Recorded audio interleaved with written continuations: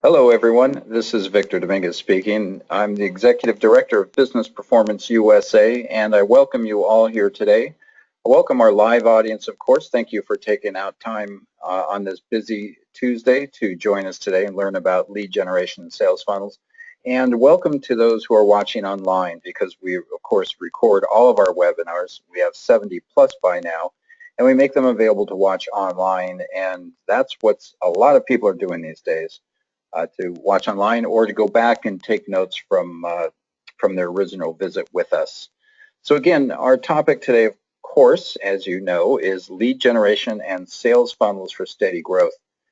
This is what we'll be talking about today, and I'll just start off real quickly.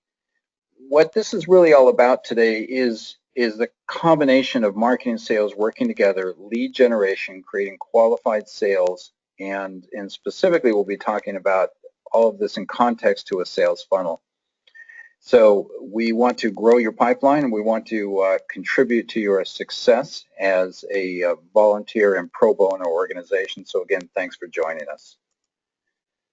So we do have today Dr. Jeff Stewart. Dr. Jeff is a co-founder of Business Performance USA. Our other partner, Cynthia Stewart, co-founder of Business Performance USA and also managing partner of Evermore Services, is not available to join us today. But her presence is always felt because she's the rock from which we build our organization. But Dr. Jeff is the strategist from which we build our organization, and he is here today. Dr. Jeff does many, many things. I just think of him as the chief strategist for our organizations, of course, for his clients and the executives he works with. Wonderful guy. We love him, and just smart as can be. There I am on the left, that's me, and we want to make this sure this is worth your time. So always ask us questions via the question feature or the chat feature as well. And you can also email me afterwards. If you're watching this online, email me and ask me questions, because to make this specific for you is to make it actionable and worthwhile for you. So contact me and let me know how we can make our lessons today relevant and applicable to your business and your organization. So just real quickly, who I am, of course, executive director, but I also have a day job, and that is to be managing partner of the Ligature Group. We're a communications, marketing, branding firm, and we simply create communications people can understand and believe in. So marketing, of course, is key to that, and that's why I'm talking to you today. So I'm just going to jump in as we monitor everything else. So just a little perspective. Some of this isn't new for our audience. Some is, pardon me. But what has really changed about sales pipeline? Why are we doing yet another webinar on lead generation sales pipeline? Because in some sense, everything has changed, and how you go about it is really, really important. What's changed, of course, is the free and open source of information on the internet. And so buyers are conducting 60 to 90% of their buying journey and decision cycles before they even talk to a vendor. That means salespeople's roles are very specialized now. I'm not going to say marketing is more important. It's not, because marketing and sales have to work together. But much of this lead generation is to intersect the prospects or a buyer as they're conducting their online research. And that's really what this is all about. In terms of content marketing, pardon me, consumers are consuming a lot of information, 12 to 14 pieces of content prior to their purchase. And this is a dynamic shift. Of course, it's taken place over the past 15 years, to be truthful about it, but is really ramped up in the past 5. So this is why it's really critical to change thinking and change technologies and processes about building a sales pipeline. So what we're going to do today is cover an integrated view of your sales pipeline. And you can go on Google, you can Google lead generation, sales funnels, and you're going to get literally a million examples, maybe not literally, but example after example of sales funnels and lead nurturing processes. But through my experience, and that experience covers 80 plus companies I work for in my own company and at times as a full-time employee. And what I want to talk to you about today is things that are classically missing, and these are essential ingredients to creating an integrated sales pipeline, if you will. The three key components is to always understand exactly what your customer status is at the current moment with each and every prospect, specifically suspect, prospect, and customer. Where are they at in their status? That's really important to know because people lose track of it, and frankly, the efforts of many, many companies just drops out as they don't walk customers through an entire life cycle. You have to understand the stage of development happens concurrently with the flow of the customer journey. And these three units really comprise one single milestone or moment in time of a sales funnel. And I'll show you what I mean by that. Here's the full-blown view of a lead nurturing sales funnel flow process, if you will. Now, a couple qualifiers. This sales funnel is developed specifically for a SaaS business model. That's service as a software. But what we're going to talk about today is also applicable to B2C. Of course, we're talking here about B2B. And please know, an important reason you may want to contact me is to discuss how your sales funnel really should be structured or perhaps relabeled to fit your specific business model. I can't possibly show you the 100 different variations of a sales funnel in this webinar, of course, so we're going to stick with this one and modify our language as we work through it. But we're going to start with the top, and we're really talking about cold leads. How do you prime the pump? There's a lot of people out there in this world, in the marketplace, that don't know anything about your business or your services or your products. And to be honest with you, they may not care. So how do you bring people into your world, into the fold? There's generally two choices: demand generation, or start with a warm, cold introduction process, what I typically call cold contacts. We're not going to talk a lot about demand generation process right now. We're going to jump into it, but in simple terms, demand generation is to create a marketplace for your products and services by surfacing latent needs. In other words, people don't know they need you until you show them how they need you. That's creating demand for your product. Typically do that with thought leadership and showing them what's possible, but that's a whole nother topic. But that demand generation can feed right into the sales funnel. But of course, the classic, starting with cold contacts, you might go out there and buy a data source of 10,000 consumers in your local marketplace, maybe 10,000 business professionals nationwide. You have contact information, but you have no relationship, no awareness that you've created with them. That's where we're starting with this, and it takes us into the lead nurturing process. Of course, in this funnel, you can see those three key elements that I talked about in the last slide. The first stage here, the customer status, is in orange. Customer status flows from the cold in the very top upper right, cold contacts, into lead nurturing, and that is what we now call a prospect. Lead nurturing then flows into acquisition. That's what we call a customer. That's the very first transaction that you have with them. This is where companies actually start to get a little lackluster in their commitment and discipline. A lot of salespeople think, well, okay, they're a customer now, time to move on to the next deal, but that's not at all the case. A customer really needs to grow in their customer journey, in their customer profitability model with your company. And the acquisition is really just the very first step of monetizing that relationship. So, of course, acquisition has to flow into engagement, and now we have somebody who's really active. Engagement flows into a client flows into an advocate. And these are all different levels of the customer. It could be B2C or B2B, who are using your products and services, who you're gaining, the old term is gaining wallet share with them or market share with them, but depth of engagement. And the point being is, once you really get to a client level, you can absolutely start forecasting that revenue that's coming into your company, that forecast can start showing up on quarterly projections and annual projections, and I guarantee you your executive suite is going to love that. And that's really what marketing sales need to do, is meet the requirements of the executive suite, particularly top line growth, bottom line management. We're going to break down each stage right now, and that's going to be the bulk of this presentation, to give you awareness of what these stages really mean. So we're going to start with lead nurturing, and of course this is all about rainmaking, if you will. The sales people are classical rainmakers, and marketing plays an important role on that. So I want you to focus first on the very center, lead nurturing.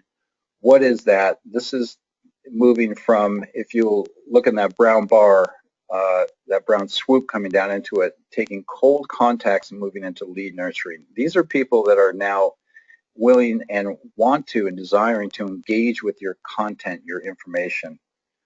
Content is a variety of things. It's social media, it's Pinterest, it is white papers, it is tips and tricks, it is information that the customer is consuming as they're going through their decision-making process. This is information that they want, that they're not ready to talk to a salesperson about, but things that they're searching for. So you can almost think, if you are looking for a new car, what you're typing into the Google search field is essentially content that you're looking for. You're looking for information. You want to provide that on a constant basis, what we call dripping, and that is classically lead nurturing. You're nurturing that cold contact into a relationship, but don't get overwhelmed with thinking you're actually creating a relationship yet. You're actually creating a consuming experience, if you will. Now, what's missing classically from the sales funnels is kind of a mindset here, that during lead nurturing, and we're going to get into the three bands here, what you're dealing with is a prospect. Before that prospect was a suspect, somebody cold, but now this person is at least visiting your website. They're downloading material. They're looking at your social media. They're checking out your Pinterest boards. They're reading white papers. They're looking at tips and tricks about how to use your products and services. They're educating themselves, but they're still a prospect. They're qualifying themselves. And this is all about, and the flow of it is content interaction. But what's different about this sales pipeline, if you will, this funnel, is what I'm calling the front end issue on the left and the back end issue on the right.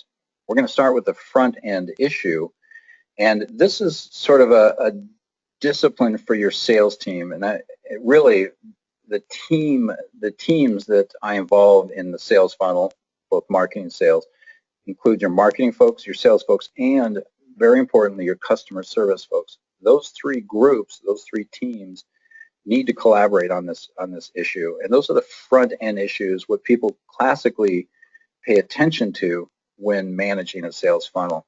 So at this stage, what you're delivering is relevant content at a timely pace when the customer needs it, and through whatever channel the customer wants it, be online, downloads, phone call, email, social media, face-to-face visits, showroom, demo, whatever it is. The customer dictates the content they want, when they want it, and how they want it. But because of technology, you can profile. In other words, every time a customer does something with your content, you can profile them, and then you can lead score their activity. You give them points for doing good things. Sometimes you take away points for going stagnant, for instance, for doing behaviors which are not conducive to a sale. This is the classic front end issue, and your team here needs to focus. They need to use skilled listening and always follow through with the customer's dialogue. You're trying to create a dialogue is really what you're doing.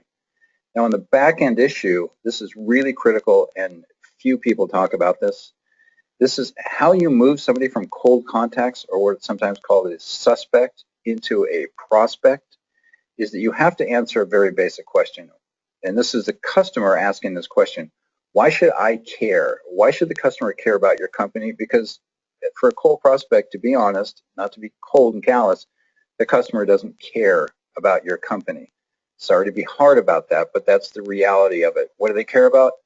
They care about themselves. They care about their lifestyle. They care about their kids. They care about their causes and beliefs. They care about making a mortgage payment. They care about getting the kids to school on time. Business people care about, top line growth, bottom line management. They care about what they care about. You need to show that you care about that as well. So you need to be able to answer the customer's question, why should I care? That is critical. So there you go on the first step here. And we'll be able to kind of move through this rather quickly now, or quicker, I should say. The next phase from lead nurturing is acquisition, of course. Now you've conducted a sale, the first transaction. So you moved in the brown from lead nurturing into the acquisition stage. The stage you have is, as a true customer, you've done one transaction, and the flow is account creation. So the touch point, I'm looking for questions and whatnot, but I'll let Dr. Jeff jump in with questions from the audience, if you will. So the flow here is, again, this is a SaaS business model, service as a software, but it could be, let's just say you're running Angie's List, okay, B2C proposition. They've come to your website, they've signed up, and now they have an account with you, but okay, what next? Are they really going to use it? So the front end issue, of course, in acquisition, sales leads, because sales is there to close, okay? Now it could be e-commerce sales, and there's actually no human directly involved, but it's still sales. Marketing collects data, monitors conversations, and manages data, compiles it, and customer service is ready for the handoff. As soon as that sale takes place, customer service jumps in as well on that relationship. And the team needs to focus on a shared relationship with the customers. Again, that's marketing, sales, and customer service, all own, maintain, and responsible for the customer relationship. And who does what is really dictated by the customer themselves. What are their needs, and what it's going to take to get them to the next level. So the back end issue, of course, to move from lead nurturing into acquisition to close the sale is, why should I trust you? People are skeptical. People online are worried about getting scammed, spammed, phished, and have their identity stolen. There's trust issues right off the bat there, of course.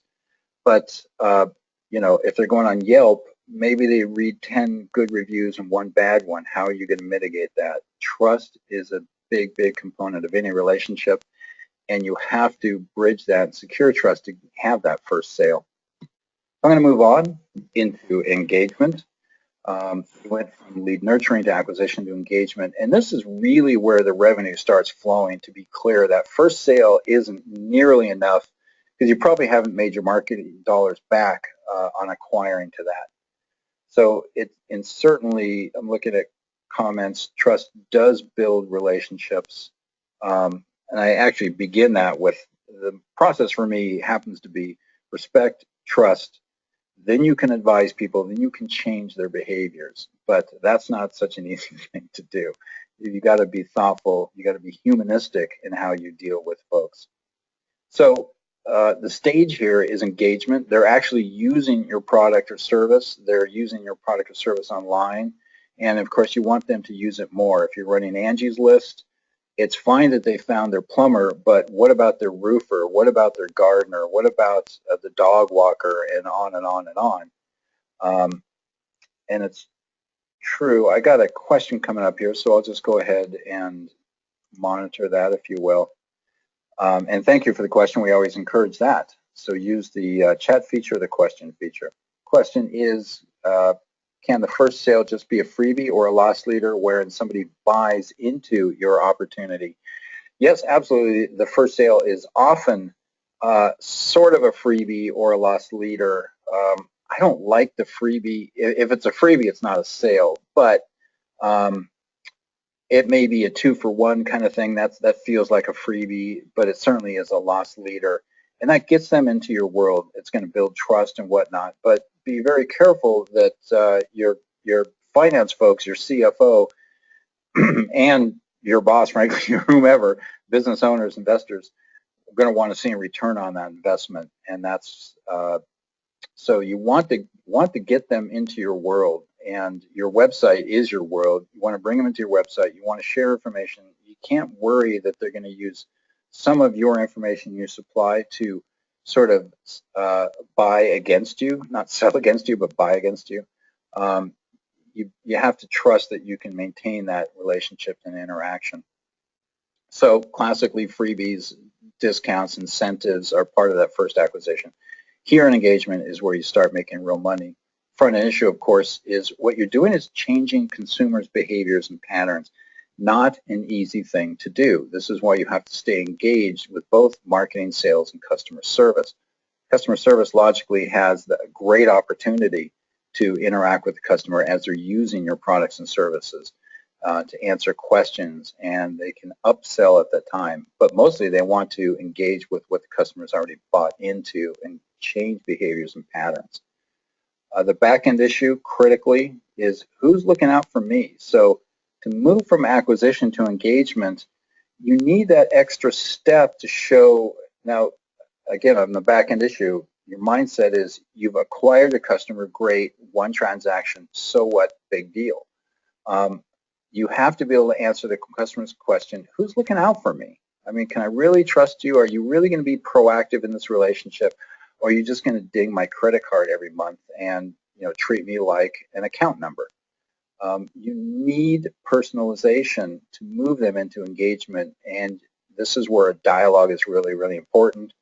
Marketing, sales, and customer service all are involved in that dialogue with the customer.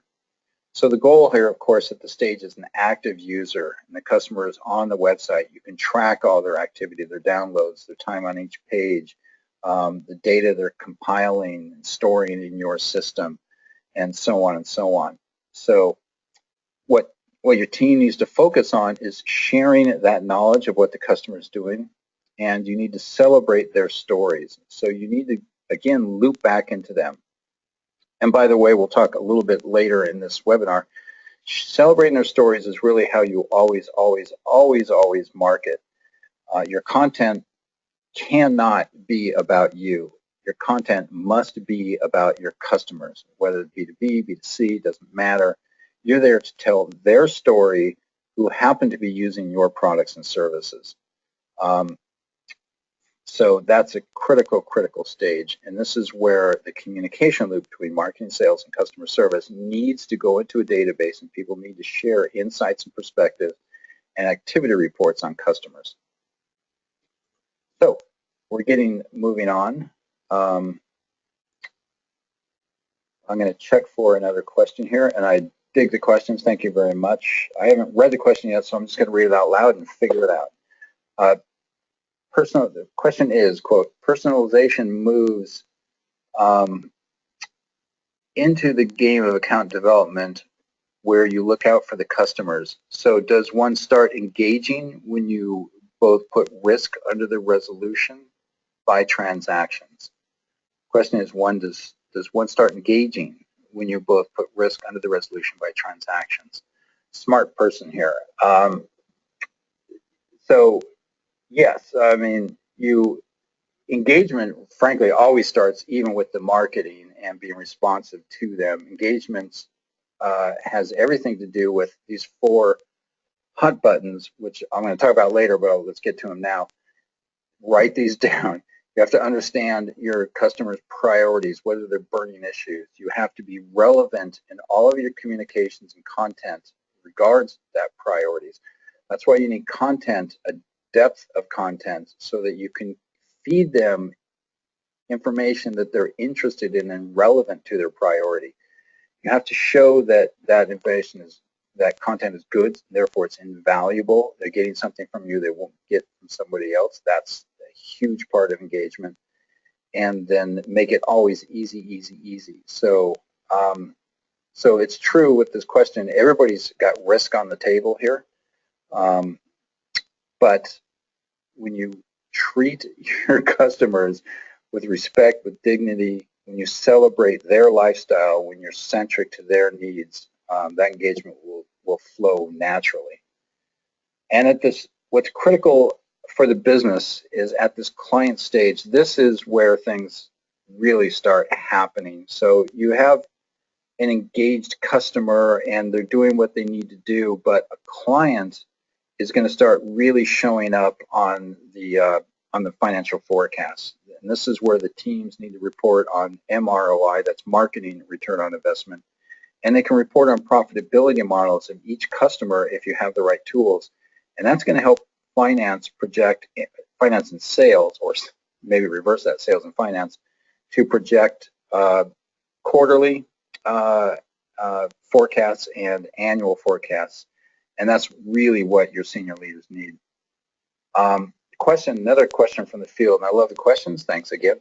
Do all engaged customers want to be in clients? No, not all engaged. People want what they want, and if they're getting their product services that they need from you, they're going to be happy with being engaged. But you do have to ask yourself, are you really getting the full monetization out of that relationship? So the question that we'll look at the back end issue to help resolve this. The question again is, do all engaged customers really want to become clients?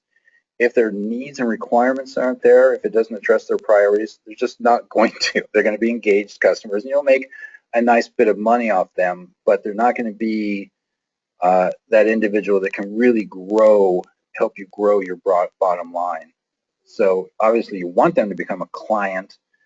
Now, is a B2C customer a client? You could nuance those words and say client is the wrong word for the B2C world, but you could just call it, depth of customer or repeat client. But this is somebody that's really now engaged with your company on yet a deeper level. You're not going to be able to get them there until you can answer their question, don't you know me by now?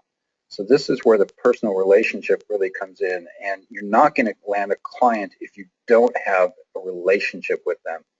In this world, in the virtual world, it doesn't have to be a face-to-face relationship per se, but it is going to be a virtual relationship, and you need to connect with that customer's lifestyles, and you absolutely need to connect with that customer's belief systems and values. And if you don't know your customer and treat them like a one-on-one individual, you'll never get them to this level of a true frequent user and ingrained activity, meaning you have now in fact changed patterns, and you've changed behaviors, and interacting with your products and services becomes part of their lifestyle. That's a big difference between engaged and client. You're not going to get them there if you don't know them, and you're not going to know them if you don't maintain the right database, and you won't be able to maintain the right database if marketing, sales, and customer service don't share knowledge and contribute back to a shared understanding of who that individual really is. That is key. So again, the stage here is client. You got a frequent user, and you've changed their behaviors and activities.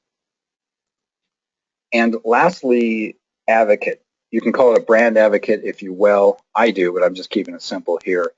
And the structure here is you've got the advocate, somebody that is going to really honestly help your business development. They're going to refer people to you. They're going to talk about you on their social media. You're going to be so ingrained with their lifestyle because you mirror their lifestyle, their wants, their needs, their priorities, their belief systems, their values. You connect with them on a functional and emotional level. And this advocate, brand advocate, is going to be one of your greatest business generators that you have. Now, the front end issue here is that an advocate expects a stake in the game, not just a client where they're fully long-term committed to your products and services, but an advocate is what's in it for me. The team needs to understand that they need to make an advocate feel like they're part of a special community, truly special, unique, personalized community that they have a stake in. They want to see you succeed because you promote their values. You help promote their beliefs, so you're tapped into their beliefs. This is why you see the the philanthropic type marketing, the Tom shoes and things like that, that really tie into people's beliefs patterns. Now, the back end issue, what have you done for me lately? You have to be proactive with an advocate. And frankly, this mindset is important to have earlier as well, but it's critical here. You have to proactively think, what can you do for the advocate that they haven't thought of themselves? You need to help show them what they need, how their life can be better, and be proactive in your advocacy of their lifestyle. So they're not going to advocate for you unless you advocate for them. And this, of course, brings us to revenue. And this is really a top line, bottom line model. And that's our sales funnel model. If you manage these three key components, what I call milestones, concurrently at the same time, and understand what you need to do to move them to the next level. I can't tell you how often, like I said, with the over 80 companies I work with, that marketing, sales, and customer service don't adhere to the sales funnel model throughout every client relationship. So we're not quite done yet, because really key to this is lead nurturing, content marketing, and that's not exactly what this webinar is about, because it would be a 2-hour webinar if it were.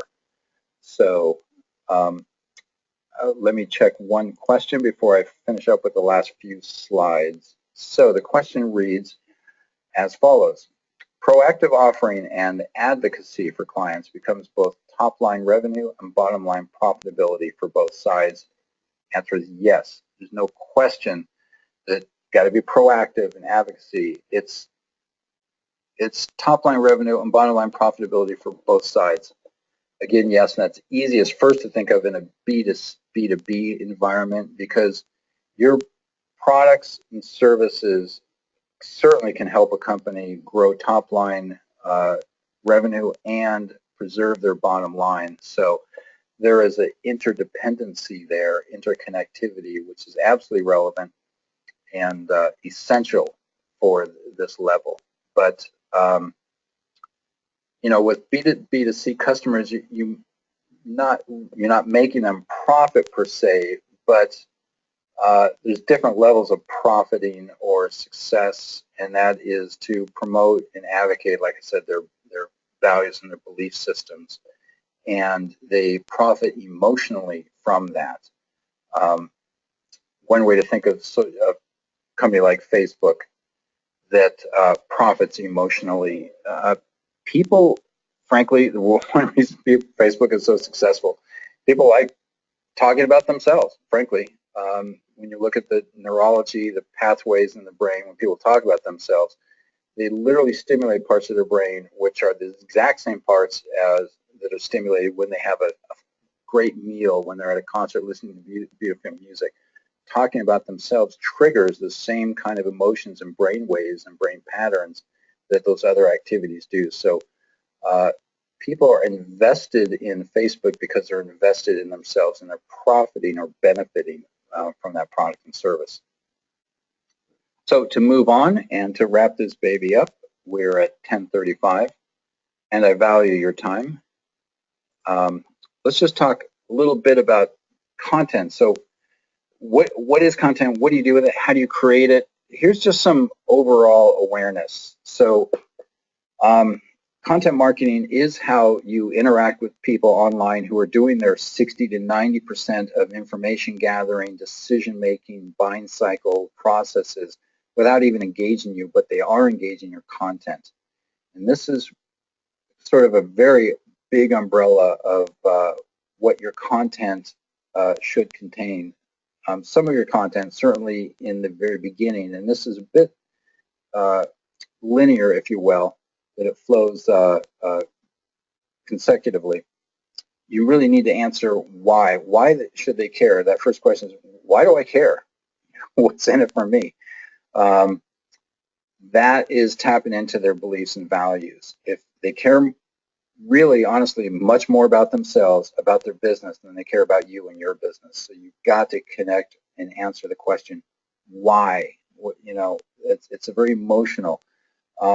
This issue of why used to be 10 years ago, I used to call it, what can you do for me? things have changed now, and there's more emotional-based decision-making in the buying process, even with B2B. So why is important? Next, your content wants to create awareness of what's possible. This is a little bit of demand generation, creating awareness like, wow, I didn't know I could do that. But your content wants to create a world of possibilities for them, create awareness. Your next level of content, maybe, but on the same subject of awareness, is proof of concept.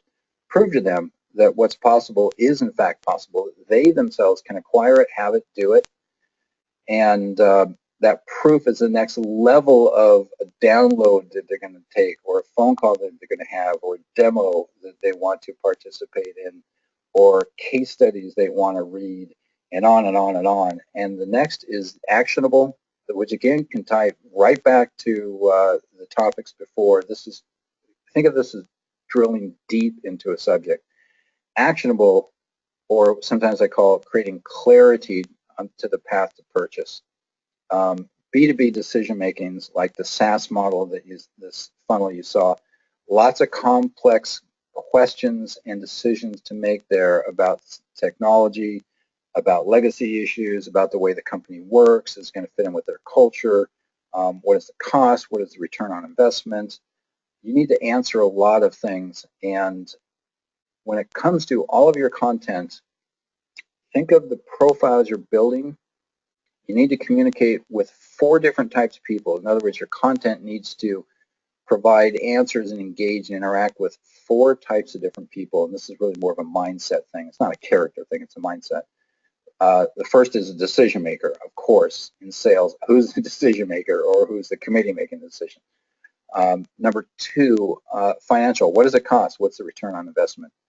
3, and I love this audience, that's influencer. This may be the person that uses the products or services, that really wants it and needs it, but they can't decide on it because they don't have control of the budget. So they got to convince their boss they need this.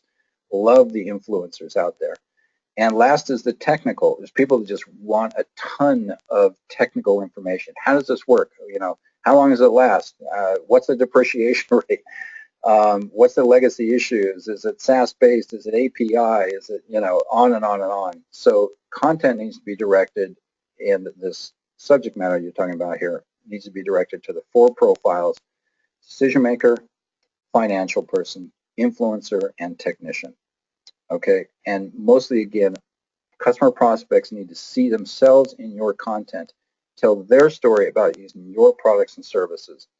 I just watched an ad last night on Southern New Hampshire University, or some such thing.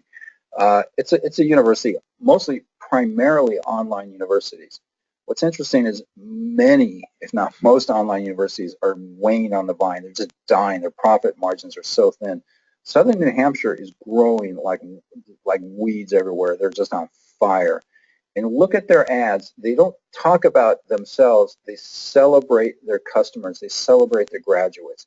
Your content, your marketing needs to celebrate your customer. It's not about you. It's about them. That's a key issue when writing this content. It's about them and their story, who happen to be using your products and services. So another question, what's the difference between you and the account? The question is, well, what's the difference, if I got that right, between you and the account? The difference is just what I said it was, and if I got this wrong, please ask again. Like I said 6 times, they don't care about you, they just care about themselves. And how are your products and services going to intersect with what matters to them most? Their lifestyle, their family, their love of entertaining, the business that needs to save money, the business needs to unburden themselves from government regulation, and so on and so on. That makes it all about them. I'm going to wrap this up, get closer to it. There's 4 factors, and I talked about this earlier, but here's the slide where it comes in. Write these down. Every time you're creating content, you want to address this. I'm sorry, I'm just looking for questions here. 4 factors: priorities, relevant, valuable, and easy. You have to understand the priorities of your customer or your prospects, so you can send them relevant content that's relevant and invaluable because it's useful. It's information they didn't get somewhere else. And always make it easy to interact and get your content. That means you need to deliver content across what now is called the omni-channel, what I used to call the multi-channel channel of distribution and communications. Classically, website, webinars, demos, product trials, social media, phone calls, emails, face-to-face, floor room visits. The customer wants to interact with you on their terms always. And one day it's going to be through this communication channel, next day it's going to be through that communication channel. And what is difficult about that is the customer wants to keep the same conversation going across different media. This is now the new challenge of easy. You need to pick up a conversation from an email, move it to a phone call, send them to a website and try out a demo and have it be the same conversation, probably with 3 different teams.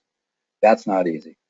But here's a scenario of how this applies to B2B and B2C. So B2C, let's say you're creating content, you're a turnkey construction service, construction, interior design, landscaping company, and your prospect is a couple thinking about remodeling their kitchen.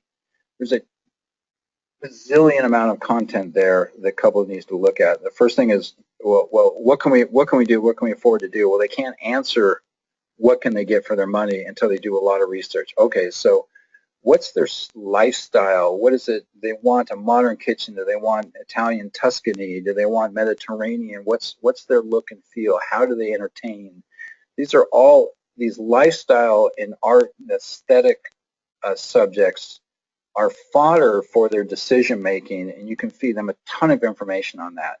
Now they need to start understanding, well, we can't do this ourselves. How do we find a designer, an interior designer, and to help us work with this? There's a lot of content there. How do we select a contractor? There's a lot of content there. How do we pull permits? There's a lot of content there. Some of those are moving from the why should you work with me? A, because you can trust me, being I'm a general contractor. I'm in the B2C world. The why is I share your values. I also believe in family. Look at me. Look at my family. Look at your family. We're here to celebrate your family. Bring them together. Create a place where you can really share great experiences. That's the why. The what's possible. Here's what's possible with your kitchen entertaining. Here's the proof of concept. This can be done on this type of budget, and so on and so on. And clear the hurdles. Here's how you pull a permit. Here's how you buy your appliances, and so on. That's infinite amount of content possibilities for B2C. For B2B, let's say senior executives thinking about a SaaS solution. Company that I'm working with, it's a software as a service company providing auditing software and risk compliance methodology and software online. Okay, so B2B executives. So why should I work with you guys? What do you know about it? Well, we're going to advise you on all of the issues with SOX compliance, and here's what we know about it, and here's 6 things you might not have known about it. That's relevant and that's invaluable. So it goes on, and the reason I put down why awareness, proof, and actionable, so you can check these against it. These are just broad concepts, and I could talk all day, but without knowing your specific company, your specific needs, your prospects, customers, and so on, I can't really answer the questions, and that's simply why you should contact me. Quick result, I'm not going to go through all this, but we all need to show our bosses of the world why lead generation, marketing automation, sales funnel management, in the way that we've talked about today matters. Well, when companies do this and do it well, meaning they're committed to it, they're disciplined, they publish content almost every day, if not every week, and in a year time, you'll see progress before that, but in a year time, you'll see 150% increase in qualified leads on average. It's a 33% increase in closing rate. That's huge for your return on investment. 49% increase in year-over-year revenue. Your CFO is going to love that. But these are compelling numbers. It's not easy. It takes commitment, discipline, dedication, and a lot of pick and shovel work to get these kind of numbers, but it is possible. But you always have to show people in the business what's the bottom line benefit, and that's why I threw it in here. Lastly, I'm going to close out and thank you for your time. I do want to let you know that next week we have a wonderful webinar being produced by a wonderful woman, Kenna Lewis, owner of Social Centric Media. Kenna's remarkable. You can't help but just love her just by hearing her talk. She's kind, she's caring, she's smart, she's savvy, and she really gets results on social media. And she wants to help folks find their next employment, find their next gig, and social media can help you do that. Join us. It's every Tuesday, Central Time, 12 o'clock straight up, and you can figure out the rest from there. And as always, contact me, Victor at businessperformanceusa.org. And of course, you can go to our website, businessperformanceusa.org, and look for the blue button in the right-hand corner. It's got the B on it. And click on that and become a member. Membership's always complimentary, and it's the best way for us to collaborate with you. We're here to pollinate great ideas that are worth sharing. We want to share great ideas. We want to get them out in the world. We want to change lives. We want to make companies grow. We want communities to prosper. And that's why we're here. That's why we do this. So thank you for your time. I'm going to check last questions, and I think I'm good. So once again, 48 minutes into this, thank you for your time. And be well and contact us. Let's interact, let's collaborate, and let's get creative. Thanks so much.